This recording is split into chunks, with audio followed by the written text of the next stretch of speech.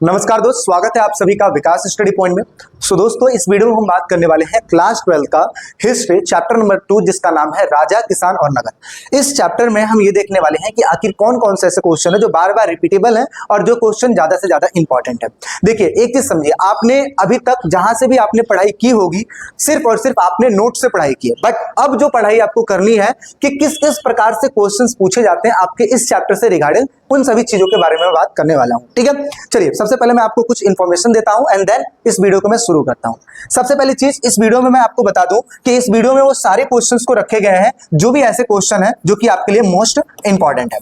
Second number पे, जैसे आप लोग वीडियो कंप्लीट कर लोगे उसके बाद आप कहोगे कि सर या भैया मुझे इस चैप्टर के पार्टिकुलर नोट्स चाहिए, तो उस नोट्स के लिए मैं आपको बता दूं 7011912793 ये है मेरा व्हाट्सएप नंबर। इस पे क्या करना है आपको, सिर्फ और सिर्फ मैसेज करना है। क्या करना है आपको, सिर्फ और सिर्फ मैसेज करना है। ठीक है, कॉल मत करना, सिर्फ मैसेज करना है। ठीक है, चलिए अच्छा, इसके साथ साथ क्या हो जाएगा, जो इसका एक ग्रुप बना हुआ है उस ग्रुप में आपको मैं ऐड कर दूंगा, जिसकी वजह से आपको जितने भी इंपॉर्टेंट टॉपिक्स और वो सारी चीजें हैं आपको पीडीएफ के रूप में भेज दी जाएगी, बट उसके लिए आपको इस पे मैसेज करना पड़ेगा। समझ में आ गई बात? तो नोट्स, अच्छा ये क्या होगा, ये जो नोट्स मैं आपको दूंगा ये दूंगा फ्री ऑफ कॉस्ट। कैसे दूंगा मैं आपको, फ्री ऑफ कॉस्ट दूंगा। ठीक है, ये जो अपना इंपॉर्टेंट जो चीज चल रहा है, बट इसकी शर्तें बस इतनी है कि जैसे जैसे आपका चैप्टर ओवर होएगा वैसे वैसे आपको नोट्स मिलेगा। ऐसा नहीं कि भैया एक ही साथ आपको पूरा मिल जाए, ऐसा नहीं है। ठीक है, चलिए अब करते हैं चीजों की शुरुआत। देखिए, इस वीडियो में मैंने 3 टाइप्स की चीजें ली हैं। सबसे पहला एमसीक्यू लिया है, दूसरे नंबर पे मैंने शॉर्ट क्वेश्चन लिया है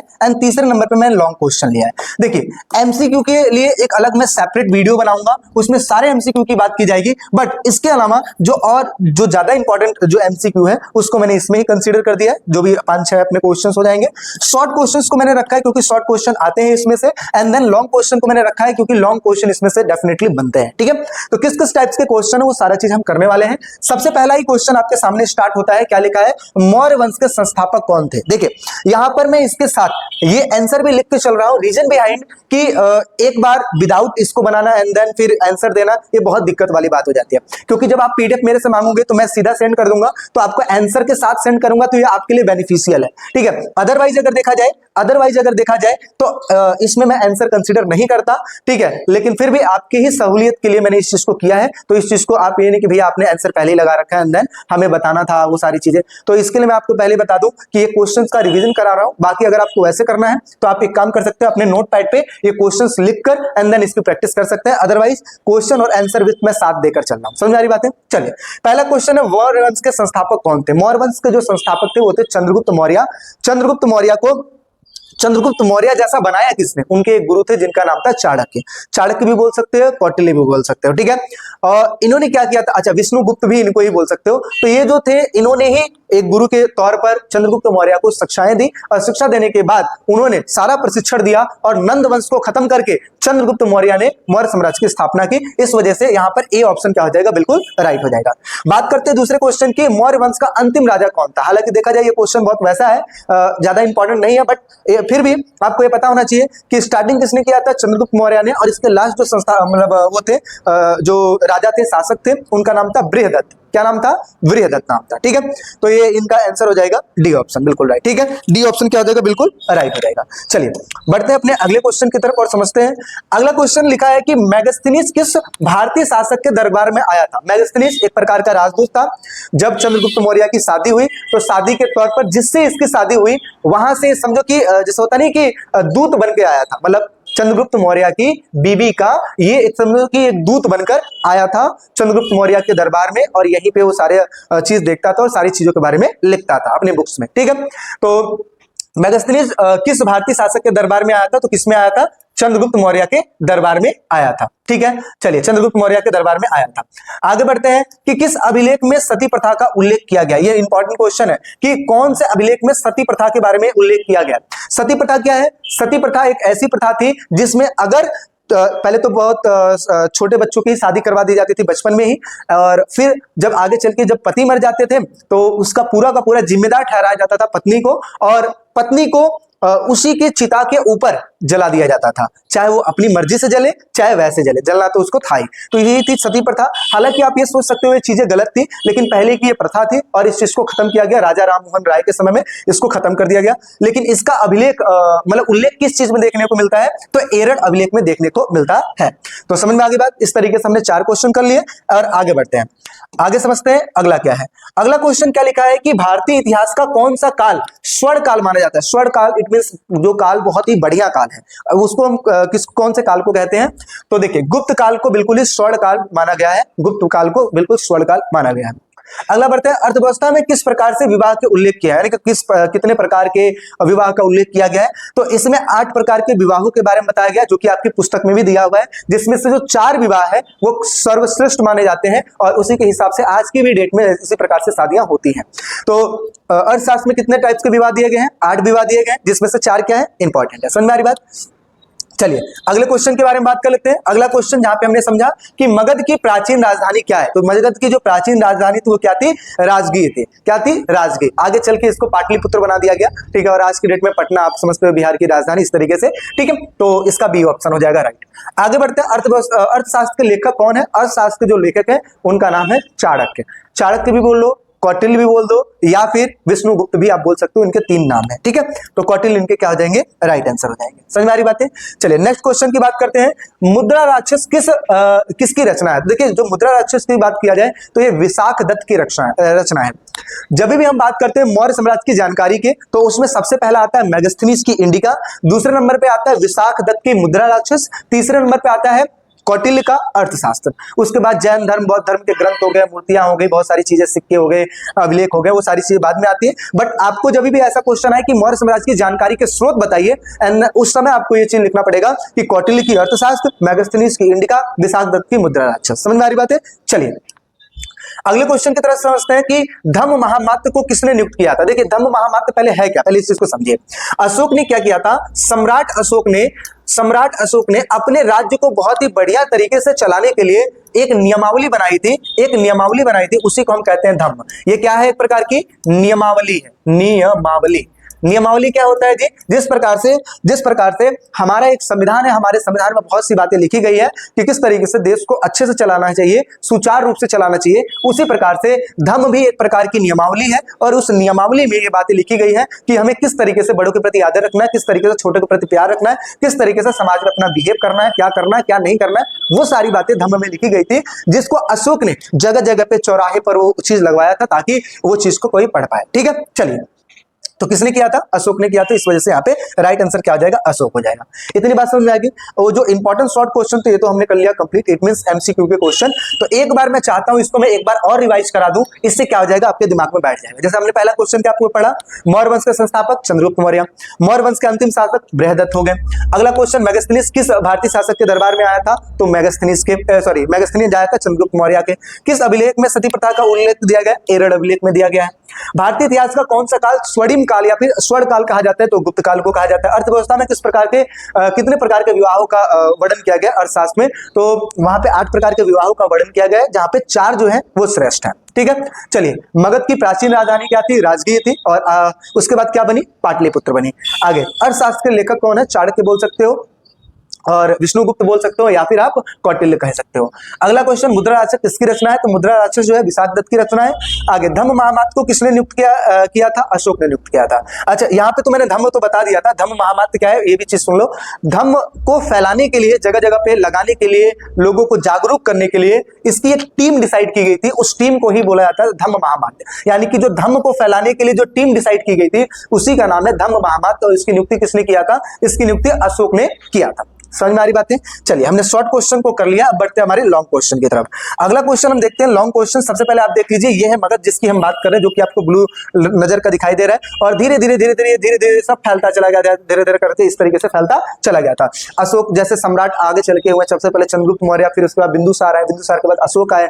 तो इन्होंने क्या किया था, अपने अपने साम्राज्यों को बहुत ही ब्रॉड तरीके से फैलाया था। तो इसी वजह से ये छोटा सा मैंने आपको एक झलक दिखा दिया ताकि आपको समझ पाए कि ये सारी चीजें थी, ठीक है। बहुत पहले इस प्रकार की चीजें थी, इसलिए कहा जाता है कि जो अपना इंडिया था वो अखंड भारत था। ठीक है, चलिए अगला क्वेश्चन समझते हैं कि वैदिक काल से क्या अभिप्राय है तथा इसका समय क्या माना जाता है। तो वैदिक काल का जो समय माना जाता है, देखिए वैदिक काल पहले है क्या।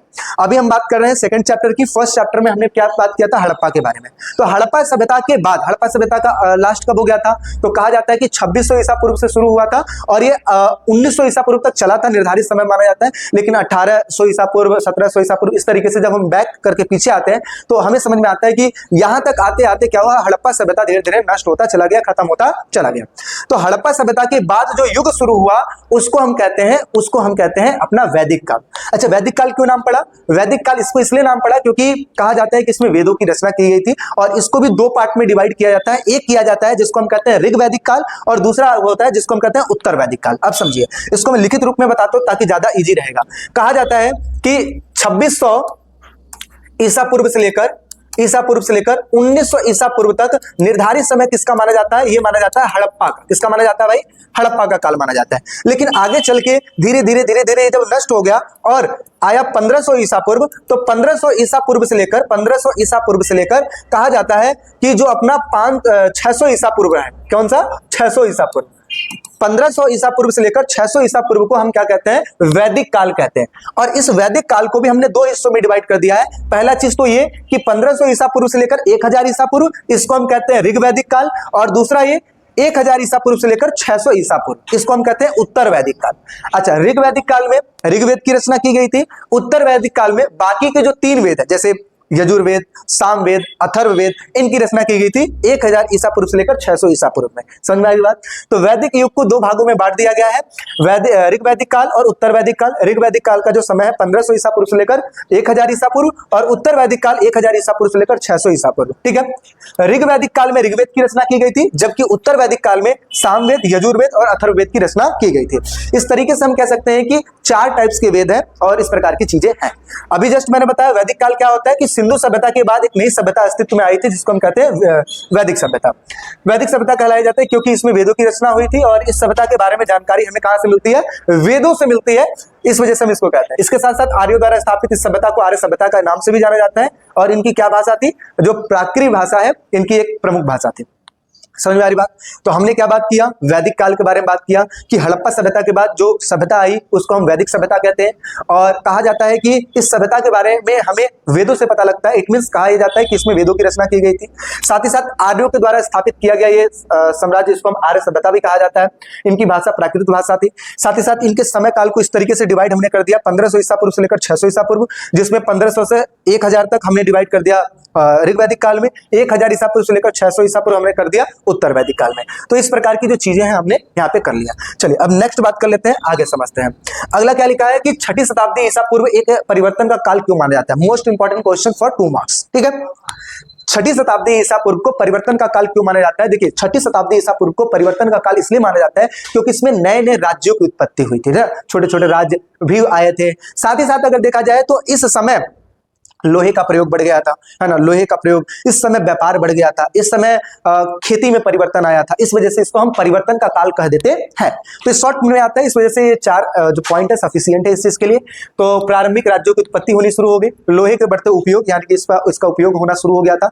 अच्छा, कैसे उपयोग हुआ सर, जैसे सपोज उपकरण बनाना, जैसे कुदाल बनाना, और भी कई सारे उपकरण, भाले बनाना, तलवार बनाना, और जो भी और भी उपकरण बनाए जा सकते हैं लोहे से बनता है। आगे सिक्कों का विकास इसमें शुरू हो गया था। दार्शनिक विचारधाराओं का भी विकास हुआ था, जैसे जैन धर्म का, जैसे बौद्ध धर्म का, इन जैसे चीजों का भी विकास हुआ था। आगे बात करते हैं कि मैगस्थनीज के अनुसार सेना व्यवस्था कैसी थी। मैगस्थनीज जो है, मैगस्थनीज के अनुसार अगर देखा जाए तो इनकी सेना व्यवस्था कैसी थी। तो मैगस्थनीज ने अपनी जो पुस्तक है इंडिका, उसमें इसके बारे में जिक्र किया है कि एक समिति बनाई जाती थी और 6 उप समितियां बनाई जाती थी, जिसका, है ना, इस प्रकार से संचालन होता था। जैसे एक राजा जब लड़ाई करने जाता है तो अपनी सेना में बहुत सारे लोगों को रखता है। जैसे किसको रखता है, एक वो व्यक्ति, मतलब वो व्यक्ति जो कि पैदल जाके लड़े, एक वो व्यक्ति जो हाथी पर सवार होकर जाए, एक वो व्यक्ति जो घोड़े पे सवार होकर जाए, एक वो व्यक्ति जो रथ पर सवार होकर जाए, कुछ वो व्यक्ति जो कि खाना सप्लाई करने का काम करे, कुछ वो व्यक्ति जो तीरंदाजी कर सके, मतलब इस प्रकार की चीजें इन्होंने डिसाइड कर दी थी। तो यही लिखा है, नौसेना संचालन, यातायात तथा खान पान संचालन जो इस चीज का ध्यान रखेगी, पैदल सैनिक संचालन जो पैदल चलेंगे, अश्वारोही संचालन जो अश्वों पर बैठ कर लड़ाई करेंगे, रथारोही संचालन मतलब अलग अलग टीम डिसाइड कर दिया गया था, तुम्हारा काम ये है, तुम्हारा काम, इस तरीके से चीजें कर दी गई थी। हाथियों का संचालन ये भी एक अलग तरीके से किया जाता था। तो यहाँ पे हमने देखा कि मेगास्थनीज के अनुसार जो सेना व्यवस्था है वो कुछ इस प्रकार से है, एक समिति और बाकी उप समिति। कोई दिक्कत परेशानी नहीं। चलिए, तो हमने क्या क्या बात कर लिया, हमने ये बात कर लिया इससे पहले ये वाले क्वेश्चन एमसीक्यू पे जो कि आपको पता है, फिर हमने एक क्वेश्चन लिया वैदिक काल वाला, फिर हमने एक क्वेश्चन लिया कि 6ठी शताब्दी ईसा पूर्व के परिवर्तन का काल क्यों माना जाता है ये क्वेश्चन, और फिर हमने लिया कि मेगास्थनीज के अनुसार जो सेना व्यवस्था है वो किस प्रकार से, कुछ इस प्रकार से सेना व्यवस्था है। तो ये अभी जो मैं क्वेश्चन करा रहा हूँ सारे शॉर्ट क्वेश्चन करा रहा हूँ। देखिए एक क्वेश्चन आपके सामने और रखा गया है, इंपॉर्टेंट क्वेश्चन आपके लिए पढ़ना क्यों जरूरी है, ये चीज समझिए। इंपॉर्टेंट क्वेश्चन आपके लिए पढ़ना इसलिए जरूरी है क्योंकि इनके चांसेस होते हैं आपके पेपर में आने के। दूसरे नंबर पे कि ये वो क्वेश्चंस हैं जो बार बार रिपीटेड होते हैं, और ये वो क्वेश्चन है जिससे आपको ये आइडिया लगेगा कि आखिर क्वेश्चन पेपर में किस तरीके के क्वेश्चन पूछे जाएंगे। ठीक है, इसलिए ये जरूरी हो जाता है आपके लिए पढ़ना, क्योंकि इंपॉर्टेंट क्वेश्चन जिसने क्लियर कर लिया ये समझो कि उसके 90% नंबर आने हैं। लेकिन कब, जब वो इस चीज को पढ़ेगा, अच्छे से समझेगा तब। चलिए नेक्स्ट समझते हैं भाई, अगला समझते हैं जेम्स प्रिंसेप कौन था, भारतीय अभिलेख विज्ञान के विकास में उसका क्या योगदान था। तो जो जेम्स प्रिंसेप था वो ईस्ट इंडिया कंपनी का एक अधिकारी था, और इसने क्या किया था, इसने ब्राह्मी तथा खरोष्टी लिपि का अर्थ निकाला था, और इन लिपियों का उपयोग सबसे पहले आरंभिक अभिलेखों तथा सिक्कों में किया गया था। यानी कि पहले जो अभिलेख देखने को मिले थे, अभिलेख क्या, अभिलेख एक तरीके से समझिए कि मजबूत सतह पर या फिर जो प्लेट्स होती हैं उस पे कुरेद कुरेद कर जो चीजें लिखी जाती हैं उसी को अभिलेख कहते हैं। चलिए मैं एग्जांपल के तौर पे बताता हूं, आप सबके घर पे अगर देखते होंगे कि एक नेम प्लेट लगता है कि ये जो घर है ये इस व्यक्ति का है, ये नाम लिखा रहता है, एड्रेस लिखा रहता है, तो वो भी एक टाइल्स पे लिखा रहता है ना। तो ऐसे ही पहले के समय पे ऐसे ही पत्थर ले लिया जाता था और उस पत्थर पे ये सारी चीजें लिखी जाती थी, और इसी को अच्छा कौन सी भाषा का यूज किया जाता था उस पे, ब्राह्मी तथा खरोष्टी लिपि। जैसे अभी हिंदी की जो देखा जाए तो देवनागरी लिपि है, ऐसे उस समय ब्राह्मी तथा खरोष्टी लिपि हुआ करती थी, और इसका प्रयोग अभिलेखों में भी किया जाता था, यानी कि लिखने में भी, और साथ ही साथ सिक्कों पर भी किया जाता था। समझ में आ रही बात। तो जेम्स प्रिंसेप एक ईस्ट इंडिया कंपनी का अधिकारी था और कार्यकर्ता, समझो एक तरीके से कार्यकर्ता था, और उसने क्या किया था, उसने इन अभिलेखों तथा सिक्कों का अध्ययन किया था, ब्राह्मी लिपि तथा खरोष्टी लिपि का अर्थ निकाला था, तो वो चीज। नेक्स्ट क्वेश्चन की ओर बढ़ते हैं, ब्राह्मी तथा खरोष्टी लिपि का अर्थ कब और किसने निकाला था। तो देखिए 1838 में ईस्ट इंडिया कंपनी के अधिकारी जिनका नाम था जेम्स प्रिंसेप ने क्या किया था, इसका अर्थ निकाला था। ब्राह्मी लिपि का इस्तेमाल अशोक के अभिलेखों में किया गया है, किसमें किया गया है, जो ब्राह्मी लिपि है इसका जो इस्तेमाल है अशोक के अभिलेखों में किया गया है। दूसरे नंबर पे इस लिपि का उपयोग उस समय के सिक्कों में भी किया गया है, और साथ ही साथ किसमें किया गया है, अभिलेखों में भी देखने को मिलता है। तो इस तरीके से हमने देखा ब्राह्मी लिपि खरोष्टी लिपि का अर्थ कब और किसने निकाला था। तो 1838 में ईस्ट इंडिया कंपनी के अधिकारी जो थे जेम्स प्रिंसेप, यानी कि यही इन्होंने इनका अर्थ निकाला था, और ब्राह्मी लिपि का जो इस्तेमाल है अभिलेखों में देखने को मिल जाता है, और इसका इस्तेमाल सिक्कों तथा अभिलेखों में भी देखने को मिलता है। चलिए नेक्स्ट बढ़ते हैं, जो क्वेश्चन है अपना, अशोक के अभिलेख किस भाषा तथा किस लिपि में लिखे गए हैं। तो देखिए अशोक के जो अभिलेख है वो प्राकृतिक भाषा में लिखे गए हैं, जो कि उत्तर पश्चिम उपमहाद्वीप में अरामाइक तथा ग्रीक भाषा में लिखे गए हैं। यानी कि देखा जाए तो अलग अलग जगहों पे अलग अलग प्रकार के लैंग्वेजों में लिखे गए हैं। जैसे आप कुछ ऐसा समझ सकते हैं, जैसे हमारे इंडिया में देखा जाए तो कहीं पे मातृभाषा फॉलो होती है, तो कहीं पे जो वहां की मदर टंग होती है वो फॉलो होती है। जैसे मान लेते हैं कि दिल्ली में हिंदी बोली जाती है और हिंदी में ही सारी चीजें लिखी जाती हैं। लेकिन अगर मैं बात करूं कि पंजाब में तो पंजाबी प्रेफर करते हैं, अगर मैं बात करूं साउथ में तो साउथ इंडियन का जो लैंग्वेज है लाइक जैसे तमिल है ना, तेलुगु, कन्नड़, इस प्रकार की चीजों में लिखी जाती है। जैसे होता है ना मूवी भी बनती है तो वो भी कन्नड़ में बनती है उस प्रकार से, एंड उसको डबिंग की जाती है हिंदी में। ऐसे असम में असमी को फॉलो किया जाता है। तो इसी प्रकार से देखा जाए तो अलग अलग जगहों पर अलग अलग भाषाओं का यूज किया गया है। जैसे अशोक के अभिलेखों में प्राकृतिक भाषा का इस्तेमाल किया गया है। इसके साथ साथ देखा जाए उत्तर पश्चिम महाद्वीप जो है, उत्तर पश्चिम में किस चीज का यूज किया गया है, अरामाइक तथा ग्रीक भाषा का यूज किया गया है। आगे लिपि की अगर मैं बात करूं तो अधिकांश अभिलेख ब्राह्मी लिपि में लिखे गए हैं, और कुछ उत्तर पश्चिम में खरोष्टी लिपि का भी प्रयोग देखने को मिला है। इट मींस हम ये कह सकते हैं कि अलग अलग जगहों पर अलग अलग प्रकार की लिपियां थी, और उन लिपियों में चीजों का वर्णन देखने को मिलता है। तो हमने कौन कौन सा क्वेश्चन क्लियर कर लिया, जेम्स प्रिंसेप कौन था, भारतीय अभिलेख विज्ञान में उनका क्या योगदान था, तो उन्होंने खोज किया था। आगे ब्राह्मी लिपि खरोष्टी लिपि का अर्थ किसने निकाला था। फिर हमने पढ़ा अशोक के अभिलेख किस प्रकार से, भाषाएं कौन सी थी उसमें, और साथ ही साथ लिपि कहां कहां से मिली थी, तो वो सारी चीजें हमने इसमें देख ली है। चलिए अब बढ़ते हैं अगले क्वेश्चन की तरफ और समझते हैं अगला क्वेश्चन अपना क्या है। तो देखिए अगले क्वेश्चन की तरफ अगर हम बढ़ते हैं तो देखिए क्या लिखा है, 6ठी शताब्दी ईस्वी पूर्व में किन नए नगरों का विकास हुआ तथा इन नगरों की विशेषताएं बताइए। तो देखिए विशेषताओं में सबसे पहले बात करते हैं पाटलिपुत्र, उज्जैनी, पुहार तथा मथुरा। ये 4 ऐसे नगर थे जो कि ज्यादा इंपॉर्टेंट थे, जिनका विकास हुआ था और ये ऐसे जगह पे स्टैंड करते थे जिसकी वजह से इनकी वैल्यू बढ़ जाती है। कैसे? जैसे पाटलिपुत्र देखा जाए तो बाद में जाके इसको राजधानी बनाई थी, स्टार्टिंग में राजगाह इसकी राजधानी थी, लेकिन अगर देखा जाए तो ये नदी मार्ग पर स्थित था, बसा हुआ था और इससे क्या हुआ, इससे व्यापार करना बहुत ही इजी हो जाता था। देखिए पहले के समय में आज के डेट में ट्रांसपोर्ट देखते हैं हम, जैसे रेलवे हो गया, जैसे बड़ी बड़ी गाड़ियां हो गई जो कि भूस्थल से एक जगह से दूसरे जगह पे जाती हैं, लेकिन पहले के समय में एक जगह से दूसरे जगह पर यातायात करने में जो चीज लाई जाती थी उसे हम कहते हैं, उसे नाव कहते हैं। और आज के डेट में भी है, ऐसा नहीं है, लेकिन नाव के माध्यम से यातायात करना सुलभ भी होता था और सस्ता भी होता था। तो ऐसे में जो ऐसे जगह जो कि नदियों के बगल में स्थित थे उनका व्यापार अच्छा खासा होता था और वो भी पॉपुलर होते थे। ठीक है, ऐसे ही बात करते हैं उज्जैनी की, तो भूतल मार्गों के किनारे स्थित है। ऐसे ही बात करते हैं पुहार की, जो कि समुद्री तट पर स्थित है। अब समझो समुद्री तट पे है तो इससे एक देश से दूसरे देश में व्यापार करना बहुत आसान हो जाएगा। मथुरा की अगर बात किया जाए तो यहाँ पर व्यवसायिक चीजें थी, सांस्कृतिक तथा राजनीतिक गतिविधियों का एक प्रकार का केंद्र था। ठीक है, तो इस तरीके से हमने 4 पढ़ा जो कि अलग अलग चीजें हैं। विशेषताओं की अगर मैं बात करूं तो देखिए इसकी विशेषता क्या है, अधिकांश महाजनपदों की जो राजधानियां थी, यानी कि अधिकांश जो महाजनपद थे उनकी अपनी अपनी एक राजधानी हुआ करती थी और सभी नगर जो थे वो संचार मार्गों के किनारे थे। इट मींस अलग अलग जगहों से हम आपस में कम्युनिकेट कर सकते थे। क्या कर सकते थे भाई? कम्युनिकेट कर सकते थे। तो इस प्रकार की चीजें थी। आगे बात कर लेते हैं। तो ये हमने देख लिया। अगला क्वेश्चन क्या लिखा है? अगला क्वेश्चन लिखा है कि सोने के सिक्के सर्वप्रथम कब और किसके द्वारा जारी किए गए थे? सोने के सिक्के, ये भी इंपॉर्टेंट क्वेश्चन जो कि 1 नंबर में आते हैं।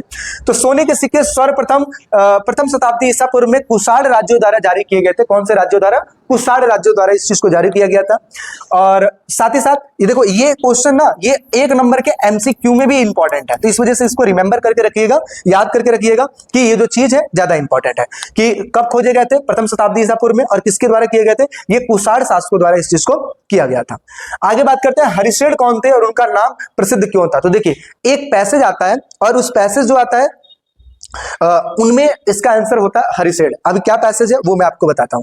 देखिए इन्होंने क्या किया था, एक प्रशस्ति लिखी थी, तो प्रयाग प्रशस्ति जिसको कहा जाता है। बेसिकली इनका जो क्वेश्चन है, मतलब इस टाइप्स का जो क्वेश्चन है वो पैसेज में आता है, उसमें एक पैरा दे देगा और उस पैरा को पूछा जाएगा कि ये पैरा किसने लिखा है। ठीक है, ऊपर लिखा रहेगा प्रयाग प्रशस्ति। तो आपको हमेशा याद रखना है कि जहां पर ये समझ में आए प्रयाग प्रशस्ति, वहां पे आपको ये समझना है कि उसको लिखने वाले व्यक्ति कौन है? हरिश्चंद्र है। दूसरे नंबर पे अगर क्वेश्चन ये आ जाए कि समुद्रगुप्त के राजकवि कौन थे, तो वो भी आप क्या लिखोगे? हरिश्चंद्र। क्या लिखोगे? हरिश्चंद्र। तो हरिश्चंद्र कौन थे और इनका नाम प्रसिद्ध क्यों था? तो हरिश्चंद्र सबसे शक्तिशाली सम्राट थे और ये एक तरीके से समुद्रगुप्त के राजकवि थे। वे इलाहाबाद स्तंभ के अभिलेख के नाम से भी प्रसिद्ध थे। संस्कृति में रचित प्रयाग प्रशस्ति के नाम से भी ये प्रसिद्ध थे। तो इन्होंने 2 प्रकार की चीजें लिखी थी, एक इलाहाबाद स्तंभ अभिलेख एंड सेकंड क्या हो गया अपना? प्रयाग प्रशस्ति। तो इस वजह से हरिश्चंद्र इस वजह से प्रसिद्ध थे। चलिए अब हमने क्या किया, ये भी 3 क्वेश्चन हमने कर लिया। समझ में आ रही बात? बार बार रिवाइज करेंगे, चीजें ऑटोमेटिक याद हो जाएंगी। डोंट वरी, कोई भी ऐसा जादू नहीं होता। हर व्यक्ति के साथ मैं बताता हूं कि कोई भी ऐसा जादू नहीं होता कि उसको तुरंत याद हो जाए। It's all about your practice. जब तक आप प्रैक्टिस नहीं करेंगे, प्रैक्टिस से ही चीजें कम हो सकती है, समय कम हो सकता है।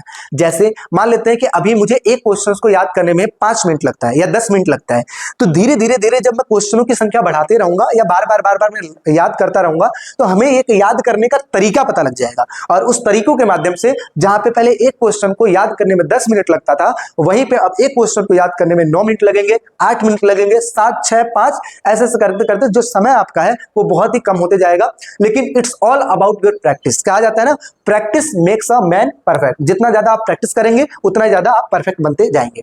लाइक जैसे बाइक कोई चलाता है तो स्टार्टिंग में उसको ध्यान रखना पड़ता है, स्लेटर ऐसे लेते हैं, गियर ऐसे लगाते हैं, फलाना। और नेक्स्ट क्या होता है कि जैसे जैसे वो चलाना रेगुलर बिहाफ पे चलाने लगता है, वो सारी की सारी चीजें सब कॉन्शियस माइंड में फिट हो जाती है और फिर बताने की कोई जरूरत नहीं है कि कब गियर लगाना है, कब क्या करना है।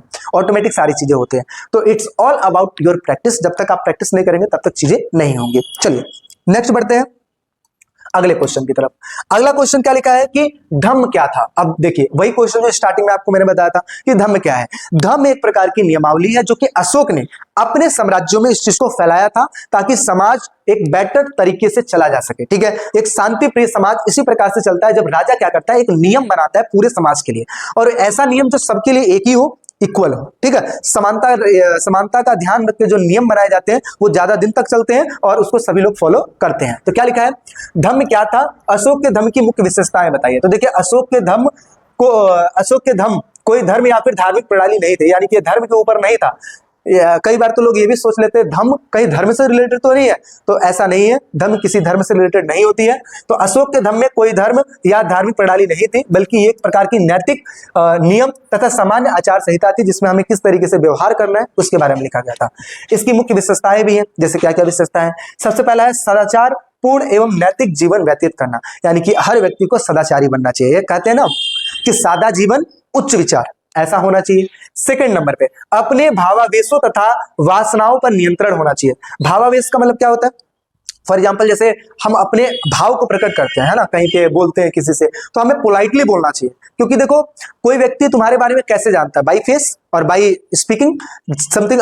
जब आप सामने वाले से कुछ बोलोगे तो आपके बोले गए शब्दों से वो आइडिया लगा सकता है कि आप कैसे इंसान हो। सपोज आप बहुत रूडली व्यवहार कर रहे हो तो ये थोड़ी ना कहेगा कि आप बहुत बढ़िया हो, वो तो ये कहेगा ना कि इसके अंदर घमंड बहुत ज्यादा है। तो ऐसा ही तो भावावेश आपका किस तरीके से है, साथ ही साथ आपका मतलब समझो it's all about your character, that आप कैसे कपड़े पहन रहे हो, किस तरीके से आप बात कर रहे हैं, ऐसा। वासनाओं का मतलब क्या होता है कि आप थिंकिंग कैसी रखते हो, है ना, दूसरे के प्रति, और क्या आप सोचते हो उसके प्रति, उस प्रकार के भावनाओं से रिलेटेड है। जीवन आचरण, यानी कि जीवन में किस तरीके से आचरण करना है। विचारों में पवित्रता तथा शुद्धता, कि यार विचार आपके कैसे होने चाहिए, है ना, किस तरीके से आपके है ना जीवन में क्या क्या चीजें इंपॉर्टेंट है, कैसे आपको दूसरे से ट्रीट करना है, व्यवहार करना, वो सारी चीजें। दूसरे धर्मों के प्रति सहिष्णुता, सहिष्णुता का मतलब क्या होता है कि सबसे पहले तो ये कि जैसे मेरा धर्म है वैसे दूसरे का भी धर्म है, ये चीज। दूसरे नंबर पे समानता होनी चाहिए। तीसरे नंबर पे रिस्पेक्ट होनी चाहिए। इट मींस आपका धर्म भी ग्रेट है और मेरा भी धर्म ग्रेट है। ठीक है, मैं आपके धर्म की कोई बुराई नहीं करता और ना मैं ये चाहता हूं कि आप मेरे धर्म की बुराई करो। इट मींस बोथ धर्म इज इक्वल, बोथ धर्म इज इक्वल। ठीक है, यानी कि जो रिलीजन है अपना बिल्कुल इक्वल होगा। आगे पशुओं की हत्या या फिर उन्हें क्षति न पहुंचाए, ये देखो बिल्कुल सही बात लिखा हुआ है कि पशुओं की हमें हत्या नहीं करनी है और साथ ही साथ किसी को हमें क्षति यानी कि नुकसान नहीं करना है। सबके प्रति हमें उदार व्यवहार रखना तथा दयालुता की भावना रखनी है। इट मींस कि हमें हर किसी के प्रति पोलाइट रहना है, कैसे व्यवहार करना चाहिए, छोटे के प्रति, बड़े के प्रति, इस प्रकार की चीजें। माता पिता, गुरुजन, सगे संबंधी, मित्रों एवं साथियों तथा भिक्षुओं एवं सन्यासियों के प्रति आदर रखना चाहिए। साथ ही साथ दासों तथा नौकर चाकरों के प्रति हमें दया भावना रखनी चाहिए। आखिर है तो वो भी इंसान। देखो आप में और उसमें क्या अंतर है, बस इतना ही अंतर है कि आपके पास प्रतिष्ठा आ गई है।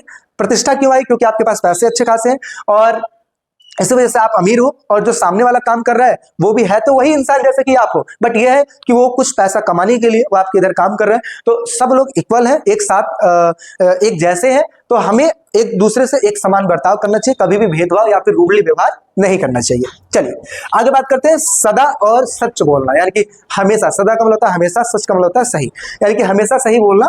ऐसी ऐसी बातें लिखी गई थी धर्म में, जो कि अभी तो कुछ ऐसी चीजें हैं, बाकी इससे भी कहीं भी बहुत सारी चीजें ऐसी लिखी गई थी और जगह जगह पे चौक पर लगाया गया था ताकि उस चीज को पढ़े। हमारे देश में भी ऐसे नियम होने चाहिए कि जो नियम, देखो कहा जाए कि अगर संविधान में बहुत सारे नियम लिखे गए हैं, क्या सबको संविधान के बारे में पता है? शायद ऐसे ऐसे लोग हैं जिनको बोल दिया जाए ना संविधान क्या है, तो संविधान पता ही नहीं कि संविधान क्या है। तो हमारे देश की ये रिस्पॉन्सिबिलिटी बनती है, खासकर देश नहीं बल्कि देश में, देश चलता है किसके द्वारा? नेताओं के द्वारा। तो हमारे नेताओं को ये करना चाहिए कि जगह जगह पर ऐसे रूल्स को लिखा जाए कि आपको किस तरीके से व्यवहार करना चाहिए। पार्कों में ऐसी ऐसी चीजें लिखी जाए कि आपको कैसे कैसे व्यवहार करना चाहिए, किस प्रकार आपको रहना चाहिए, है ना, क्या करना क्या नहीं करना, वो सारी बातें लिखी जानी चाहिए। लेकिन हम क्या करते हैं, हमारे नेता क्या करते हैं, अपनी पॉपुलैरिटी को बढ़ाने के लिए वो भिन्न भिन्न प्रकार के एडवर्टाइजमेंट करेंगे, है ना, भिन्न भिन्न प्रकार के लालच देंगे और बहुत सारी चीजें करेंगे। तो इन कामों को करने से बेटर ये है कि हमारे अगर अपने समाज को सुधारना है, हमारे समाज में अगर कुछ गलत है उसको परफेक्टली तरीके से करना है, तो जगह जगह पे इस प्रकार के शिलालेख जो होते हैं, जो पत्थर पे लिख के लगाए जाते हैं, उसमें नियम लिखने चाहिए कि आपको कैसे बर्ताव करना, कैसे नहीं करना है। ठीक है, लोग अवेयर होते नहीं उन चीजों से। अब जैसे किसी से कह दिया जाए कि अगर आपने क्या किया, सपोज चोरी किया, तो आपको कौन सा दंड मिलेगा, तो छूटते ही कि वो पुलिस वाला देख लेगा या पैसा देकर छोड़ जाएगा। अरे उसके सामने एक दंड का प्रावधान लिखेंगे कि इस धारा के थ्रू इसको सजा दी जाएगी और ऐसी ऐसी सजा होगी, तो उससे ना एक इमेज बने, इससे एक वो बनेगा कि अगर मैंने ऐसा किया तो ऐसा हो जाएगा, है ना। तो इससे एक तरीके से गाइडेंस होगी। तो जिस प्रकार से अशोक ने अपनी चीजों में किया था, हमें इतिहास इसलिए पढ़ाया जाता है ताकि हम पास से चीजें सीखें, तो ऐसा सीखना चाहिए, ये मेरा ओपिनियन है। बट अब समझते हो कि नेता किस प्रकार की चीजें कर रहे हैं। जितने भी बच्चे मेरे मतलब जो भी है व्यूअर्स है, जो भी स्टूडेंट्स है मेरे, वो सारे देख रहे हैं, तो मैं उनको कहना चाहता हूं कि अगर इन लाइफ अगर आप ऐसे मुकाम पे पहुंच जाते हैं तो आप लोग जरूर इन बातों को फोकस कीजिएगा कि हमारे समाज को चलाने के लिए क्या क्या चीजें इंपॉर्टेंट है और किस तरीके से आपको करना है ना। तो वो सारी चीजें, तो कुछ कुछ प्रॉब्लम्स है, वो सारी चीजों को देखना और सारी चीजों को करना, ठीक है। चलिए भाई नेक्स्ट बढ़ते हैं, आगे समझते हैं। अगला क्वेश्चन है, मगध सबसे शक्तिशाली जनपद क्यों था। देखो ये तो हम कह सकते हैं कि मोस्ट इंपॉर्टेंट, ठीक है, मोस्ट इंपॉर्टेंट क्वेश्चन में से एक है, मगध सबसे शक्तिशाली जनपद क्यों था। देखिए जनपदों की संख्या अगर बताया जाए तब 16 महाजनपद थे, और उन 16 महाजनपदों में जो सबसे नंबर 1 पे आता है वो आता है मगध। तो जो मगध है, मगध जो है उसको शक्तिशाली क्यों कहा गया, तो मगध को शक्तिशाली बनाया इसलिए गया है, सबसे पहला चीज बना इसलिए क्योंकि सबसे पहला चीज कि ये सबसे नंबर 1 पे आता है 16 महाजनपदों में। साथ ही साथ यहाँ पर खेती बहुत बढ़िया होती थी, खेती की उपज बहुत बढ़िया होती थी, लोहे के खदाने भी यहाँ पे सरलता से उपलब्ध थे। यहाँ पे लोहे के खदाने लोहा मिल जाना, जिसकी वजह से विभिन्न प्रकार के उपकरण बनाना, ठीक है। साथ ही साथ उपकरण हथियार बनाने में आसानी हो जाती थी। अच्छा, जंगली क्षेत्रों में हाथी मुहैया कराए जाते थे और जो कि सेना के एक प्रमुख अंग माने जाते थे, ठीक है। किसी भी युद्ध के लिए हाथी, घोड़े और ये सब चीज की बहुत ज्यादा रिक्वायरमेंट होती है, तो उस समय वहां पर ये सारी चीजें उपलब्ध थी, इस वजह से जो मगध और शक्तिशाली जनपदों में आता है। नदियों के रास्ते जो यातायात होना, जो कि बहुत ही सस्ता था और सुलभ भी हुआ करता था। योग्य और अत्यधिक महत्वाकांक्षी शासक भी यहाँ पर थे, अच्छे शासक और महत्वाकांक्षी शासक। सुरक्षित यहाँ की राजधानियां हुआ करती थी, राजधानियों को अक्सर किले से घेरा जाता था। और साथ ही साथ देखा जाए तो आरंभ में राजगाह इसकी राजधानी थी, मगध की राजधानी राजगाह था, लेकिन आगे चल के पहले राजगाह का अगर अर्थ देखा जाए तो ये राजाओं का घर कहा जाता था, और साथ ही साथ पहाड़ियों के मध्य में बसा हुआ था, जिसे चारों ओर से किले से घेर दिया गया था। बाद में जाकर 400 ईसा पूर्व में इसको पाटलिपुत्र को राजधानी बनाया गया था, और इसे अब क्या कहा जाता है, इसे अब कहा जाता है पटना, ठीक है। तो इस प्रकार की चीजें हैं जो कि हमने देखा 16 महाजनपदों में जो मगध सबसे नंबर 1 पे आता है, और इन सभी विशेषताओं की वजह से अगर देखा जाए तो ये उसमें आता है। समझ में आ रही बात। चलिए अब बढ़ते हैं हमारे अगले क्वेश्चन पे। अच्छा, अगले क्वेश्चन पे चलने से पहले मैं आपको एक बार और रिवाइज करा देता हूं, एक बार दिखा देता हूं। मैं जस्ट उसको रिपीट नहीं करूंगा, बल्कि मैं एक आइडिया दिखा दूंगा ताकि आपको ये याद है, और मैं ये बार बार पीछे इसलिए ले जा रहा हूं ताकि आपको याद रहे। ये एक समझिए कि लर्निंग का एक प्रोसेस है, इस वजह से। तो हमने इस क्वेश्चन को किया मगध वाला। इससे पहले हमने क्या किया था, धम्म के बारे में किया था कि धम्म क्या है, एक प्रकार की नियमावली। इसके बाद हमने क्या किया था, हरिश्चंद्र कौन था जिसने अभिलेख लिखे थे, प्रयाग प्रशस्ति और जो इलाहाबाद स्तंभ था। साथ ही साथ ये राजकवि थे समुद्रगुप्त मौर्य के, सोने के सिक्के, कुषाण वंश। साथ ही साथ हमने ये देखा कि नए नए राज्य कौन थे, नगर कौन से थे और ये कहाँ कहाँ स्थित थे। फिर हमने जेम्स प्रिस्म के बारे में बात किया, ब्राह्मी लिपि, खरोष्टी लिपि। अशोकों के अभिलेख कौन कौन सी भाषाओं में लिखे गए थे। 6वीं शताब्दी ईसा पूर्व को परिवर्तन का काल क्यों माना जाता है। मेगास्थनीज के अनुसार सेना व्यवस्था कैसी थी, 6 प्रकार की सेना व्यवस्थाएं हैं। आगे वैदिक काल से क्या अभिप्राय है, उसका क्या वो है इंपॉर्टेंस रहा, मतलब किस तरीके से इसके समय को डिवाइड किया गया, ये चीज। इससे पहले हमने एमसीक्यू के बारे में बात कर लिया, ठीक है। चलिए तो आप देखिए, देखते ही देखते इतने सारे क्वेश्चनों के बारे में हमने समझ लिया और हमने इतने सारे क्वेश्चनों को कर लिया है। अब एक और मोस्ट इंपॉर्टेंट क्वेश्चन, अब देखो जो मैंने मोस्ट इंपॉर्टेंट बोलता जा रहा हूं उसको आप ये समझिएगा कि इसको तो आपको करना ही करना है, ऐसा ही। तो मौर्य साम्राज्य की जानकारी के स्रोत लिखिए। तो देखिए मौर्य साम्राज्य की जानकारी में अभी मैंने बताया कि 4 चीजें आपको लिखनी ज्यादा इंपॉर्टेंट है। सबसे पहले मेगास्थनीज की इंडिका। मेगास्थनीज एक प्रकार का राजदूत था जो कि चंद्रगुप्त मौर्य के दरबार में रहता था, और इसने अपनी एक पुस्तक लिखी थी जिसका नाम था इंडिका, और इसी की वजह से हमें मौर्य साम्राज्य के बारे में जानकारी देखने को मिलती है। दूसरे नंबर पर बात किया जाए तो विशाख दत्त की मुद्रा राक्षस। तीसरे नंबर पे अगर मैं बात करूं तो कौटिल्य की अर्थशास्त्र, वो भी एक गुरु थे और उन्होंने वो सारी चीजें चंद्रगुप्त मौर्य को सिखाई थी। जैन धर्म, बौद्ध धर्म के जो ग्रंथ है उनमें भी अशोकों के जो चंद्रगुप्त मौर्य है उनके मौर्य साम्राज्य उनके बारे में देखने को मिलता है। और इसके साथ साथ सिक्के हो गए, अभिलेख हो गए, मूर्तियां हो गई, इमारतें हो गई, वो सारे के सारे जो मौर्य साम्राज्य के बारे में हमें जानकारी देते हैं। तो देखिए अब इसी को आपको किस तरीके से लिखना है, तो देखिए क्या लिखा है कि मौर्य साम्राज्य के इतिहास के बारे में जानकारी जो हमें मिलती है, ये इतिहासकारों ने विभिन्न प्रकार के स्रोतों से लिया है। सबसे पहले चंद्रगुप्त मौर्य के दरबार में आए जो एक व्यक्ति थे जिनका नाम था, एक प्रकार के राजदूत थे जिनका नाम था मेगास्थनीज। मेगास्थनीज ने इंडिका नाम की पुस्तक लिखी थी। इस पुस्तक में मौर्य शासन की प्रणाली के बारे में लिखा गया है, साथ ही साथ तत्कालीन समाज का बहुत ही सुंदर वर्णन किया गया है। ठीक है, दूसरे नंबर पर बात किया जाए कौटिल्य। कौटिल्य की है अर्थशास्त्र, और अर्थशास्त्र से भी हमें मौर्य काल के शासन की काफी अधिक हमें जानकारी देखने को मिलती है। तीसरे नंबर पे बात किया जाए विशाख दत्त की मुद्रा राक्षस। विशाख दत्त की मुद्रा राक्षस में हमें क्या पता लगता है? इसमें हमें यह पता लगता है कि आखिर किस तरीके से जो चंद्रगुप्त मौर्य है उसने नंद वंश को खत्म किया और किस तरीके से उसने राज्यों की स्थापना की, इसके बारे में पता लगता है। तो तीन चीजें, मेगास्थनीज की इंडिका, दूसरे नंबर पे कौटिल्य की अर्थशास्त्र, और तीसरे नंबर पे विशाख दत्त की मुद्रा राक्षस। ठीक है, इसके साथ साथ हमें मौर्य साम्राज्यों के बारे में जानकारी कहां से मिलती है? मौर्य शासकों के बारे में जानकारी कहां से मिलती है? जैन धर्म, बौद्ध धर्म के ग्रंथों से देखने को मिल जाती है। साथ ही साथ पत्रों एवं स्तंभों से भी हमें अशोक का अभिलेख अक्सर देखने को मिलते हैं, जो कि बहुमूल्य स्रोतों में से एक माने जाते हैं। इसके साथ साथ यह हमें अशोक के धर्म तथा प्रजा हितैषी कार्यों को विशेष जानकारी देते हैं कि आखिर किस तरीके से अशोक ने बहुत सारे प्रजा हितैषी काम किए, अपने धर्म को फैलाने के लिए बहुत सारा काम किया, है ना, लोगों को कार्यों को किस तरीके से अच्छे से कर पाए, यानी कि प्रजा हितैषी कार्यों को करवाया। साथ ही साथ इन सभी चीजों के बारे में जो जानकारी है हमें देखने को मिलता है अशोक के अभिलेखों से भी देखने को मिलता है। साथ ही साथ मूर्तिकला के द्वारा भी हमें मौर्य साम्राज्य की जानकारी मिलती है। तो जो कि मैंने बताया, मूर्तिकला हो गया, मुद्राएं होगी उस समय के प्रचलित, स्तंभ हो गए, ग्रंथ हो गए, और इतने सारे लोगों की जो पुस्तकें हैं उसके द्वारा हमें देखने को मिलता है। कभी काल आपने यूट्यूब पे ये भी देखा होगा कि जो कौटिल्य है, जो चाणक्य है, इनकी नीतियां आती हैं, क्योंकि ये वो गुरु थे जिन्होंने एक ऐसे बच्चे को, एक छोटा सा बच्चा जिसके अंदर प्रतिभा उन्होंने देखी। देखो, कहते हैं ना कि हर किसी के अंदर ये टैलेंट नहीं होता है कि किसी के अंदर कोई छवि देखे, तो उन्होंने क्या किया, सबसे पहले किसी बच्चे के अंदर छवि देखी और कि हाँ ये महान शासक बन सकता है, और उसके बाद उन्होंने चंद्रगुप्त मौर्य को चंद्रगुप्त मौर्य जैसा बनाया भी, हर टाइप्स के विद्या देकर, शिक्षाएं देकर, लड़ाई किस तरीके से करना वो सारी चीजें बताकर हर चीजों में एक्सपर्ट किया। एंड देन वो उसने क्या आगे चल के नंद वंश को खत्म किया, और उसमें अहम भूमिका अगर देखी जाए तो चाणक्य की है।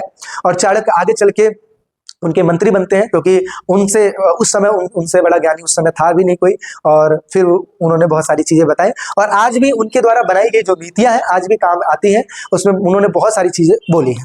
ठीक है, चलिए नेक्स्ट बात कर लेते हैं। अब ये देखिए, ये क्वेश्चन ना बहुत ही लॉजिकल है, ये बहुत ही अच्छे से आपको समझ में आएगा। क्यों? क्योंकि अगर जो भी बच्चा आप में से गांव से बिलोंग करता होगा वो छूटते ही बता सकता है कि कृषि के तरीकों को किस हद तक परिवर्तन करने से कैसे पैदावार में वृद्धि आती है। देखिए, होता क्या है कि उस समय जो पैदावार था वो ठीक ठाक चल ही रहा था, लेकिन आगे चल के उसमें परिवर्तन किया गया। किस चीज में परिवर्तन किया गया? जो भी उसमें यूज किए जाते थे उपकरण, उसमें परिवर्तन किया गया। जो भी उसमें इंस्ट्रूमेंट और बहुत सारी चीजें यूज की जाती थी, उन सभी चीजों को चेंज किया गया, तथा फसलों को वहां पे उगाया गया जहां पर पानी की सुविधाएं बहुत ही इजीली हो पाए, जैसे नदियों के किनारे फसलों को उगाना, ताकि जो पानी है, पानी की जो सुविधाएं वहां तक पहुंचाई जा सके। तो ऐसे ही वर्णित काल में कृषि तौर पर कौन कौन से परिवर्तन देखने को मिले? तो सबसे पहला क्या है, वर्णित काल में राजा प्रजा विशेषकर ग्रामीण प्रजा के बीच तनाव पूर्ण रहते थे। यानी कि देखा जाए स्टार्टिंग में अगर देखा जाए तो राजा प्रजा के बीच में जो संबंध थोड़े से अच्छे नहीं हुआ करते थे, क्योंकि शासक अपने राज को उसको भरने के लिए बड़े बड़े कर की मांग करने लगे थे। देखिए, होता क्या है कि स्टार्टिंग से आपने ये सुना होगा कि राजा महाराजा भी अपने लोगों से कर लिया करते थे, और जब अंग्रेजों का शासन आया, अभी कुछ समय पहले आपने देखा कि जब हमारा देश आजाद हुआ 1947 से पहले अंग्रेजों का ही शासन था, तो उस समय भी हम टैक्स भरते थे, लेकिन वो टैक्स जो जाता था वो किसके पास जाता था? अंग्रेजों के पास। और आज भी हम टैक्स भरते हैं, वो टैक्स किसके पास जाता है? हमारे गवर्नमेंट के पास, जो कि हमारी चीजों में लगाते हैं। ठीक है, तो बहुत समय पहले राजा और प्रजा के बीच में जो संबंध थे ना वो अच्छे नहीं थे। क्यों नहीं अच्छे थे भाई? इसलिए नहीं अच्छे थे क्योंकि वो बहुत सारे करों की मांग करते थे, इस वजह से जो जनता थी वो परेशान हो जाती थी। ठीक है, अच्छा, इससे किसान वर्ग मुख्य रूप से बहुत ज्यादा त्रस्त हुआ करते थे। अच्छा, अतः किसानों ने उपज को बढ़ाने के लिए बहुत सारे उपायों को ढूंढना शुरू कर दिए। क्या क्या भाई? उपज को बढ़ाने के लिए हल का प्रचलन करना शुरू कर दिए। हल मतलब खेती अच्छी होगी कब होगी? जब खेतों को हम अच्छे तरीके से जुताई करेंगे और उसके बाद हम उसमें फसलों को बोएंगे और फिर फसल अच्छी होगी। आगे गंगा कावेरी की घाटियों की भूमि में बहुत ही ज्यादा उपजाऊ भूमि हुआ करती थी, जहां पर धान की रुपाई की जाती थी, और धान की जो रुपाई करने की वजह से उसमें भारी वृद्धि होती थी, फसलें काफी अच्छी होती थी। लोहे के फाल वाले हल की वजह से जो फसल है वो काफी अच्छी होने लगी। कई जगहों पर खेती के लिए कुदाल का भी प्रयोग हुआ करता था। कुदाल समझते हो, जैसे आज की डेट में हम फावड़ा कहते हैं, इन चीजों का भी इस्तेमाल हुआ करता था। उपज बढ़ाने का एक और तरीका, जैसे कुओं, तालाबों, कहीं कहीं तो नहरों के माध्यम से भी नहरों में सिंचाई की जाती थी, खेतों में सिंचाई की जाती थी। व्यक्तिगत तौर पर तालाबों, कुओं एवं नहरों जैसे सिंचाई साधनों का निर्माण भी करवाया जाता था, और ये अक्सर किसके द्वारा कराया जाता था? या तो राजा के द्वारा, या तो कोई ऐसा फैमिली समाज में जिसके पास बहुत सारा पैसा हुआ करता था, वही इन जैसे कार्यों को कर पाता था, जैसे नहरों का खुदाई करवा देना, तालाबों को खुदवा देना, इस प्रकार की चीजें।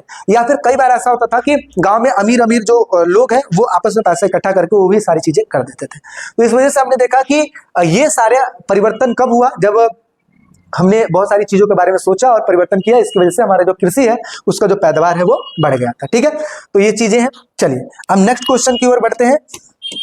अच्छा, अब देखिए ये क्वेश्चन स्टार्ट होता है। ये देखिए एक एक क्वेश्चन जब मैं पढ़ाता हूं ना तो मुझे ऐसा लगता है कि यार ये वो क्वेश्चन है ना जिसके बहुत ज्यादा चांसेज है, क्योंकि अभी आपने देखा होगा कि इसमें बहुत से ऐसे क्वेश्चन है जो आपके अभी जो पेपर हुए थे, S7 के पेपर हुए थे, अभी जो अपना प्री बोर्ड गया था, इसमें भी रिपीट हुए हैं। ठीक है, तो इसी वजह से मैं चाहता हूं कि इन सारे क्वेश्चनों को आप तैयार करके रखें। देखिए बोर्ड में ज्यादा समय आप लोग के पास नहीं रह गया है। मैं नहीं कहता हूं कि सिर्फ हिस्ट्री पॉलिटिकल की तैयारी की, बाकी अदर भी सब्जेक्टों की तैयारी कीजिए, बट जितना ज्यादा हो सकता है उतना ज्यादा विकास स्टडी पॉइंट आप लोग की हेल्प करने के लिए तैयार है और आपकी हेल्प भी करता रहेगा एनी टाइम। बाकी बस वही बताया कि अगर आपको नोट्स वगैरह चाहिए तो आपको कहां विजिट करना है, 70119127 पे आपको मैसेज करना है और जो भी डाउट्स हैं, दिक्कत है, वो सब चीज आप शेयर कर सकते हैं। बट सिर्फ और सिर्फ आपको क्या करना है, ओनली मैसेज करना है। क्या करना है, ओनली मैसेज करना है। ये नहीं कि कॉल करो, क्योंकि एक कॉल नहीं आते ना, कई सारे कॉल आते हैं और उस समय उठा पाना पॉसिबल नहीं हो पाता, इस वजह से आप लोग मैसेज करेंगे। ठीक है, अब हम बात करते हैं, एक नया क्वेश्चन हमारे सामने क्या लिखा है, अभिलेख शास्त्रियों की क्या समस्याएं थी। सबसे पहले हम बात करते हैं आखिर जो अभिलेख शास्त्री है वो है कौन। अभिलेख शास्त्री किसे कहते हैं? अभिलेख मैंने बताया मजबूत सतह पर लिखी गई लेख को अभिलेख कहते हैं। क्या कहते हैं भाई? मजबूत सतह पर लिखी गई लेख को अभिलेख कहते हैं। अब अभिलेख शास्त्री कौन हुए?